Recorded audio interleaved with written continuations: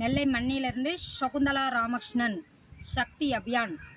நம் தேசத்தில் உள்ள அனைவருக்கும் எனது வணக்கத்தை தெரிவித்துக் கொள்கின்றேன். அநீதிக்கு எதிரான அதிரடியான முழக்கம். பெண்களே, சிந்தியுங்கள். நாம் வாழ்வது ஜனநாயக நாட்டிலா அல்லது ஆடும் சுடுகாட்டிலையா? கத்துவாவில் பிஞ்சி சிசுவை சிதைக்கப்பட்ட போது குற்றவாளிகள் பேரணி போனது ஒரு கூட்டம். இன்று காசிபூரில் ஒரு குடும்பம் பாதிக்கப்பட்டு இருக்கிறது. குடும்பத்தை மிரட்டுகிறார்கள்.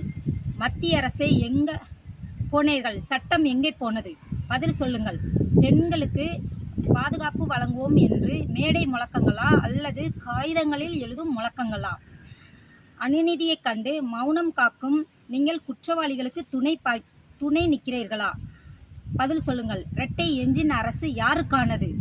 உரிமை குரல் கொடுப்போம். சக்தி அபியான்.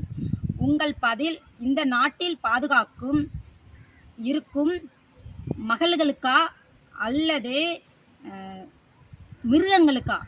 பதில் சொல்லுங்கள் மத்திய அரசே. ஜெய்ஹிந்த்.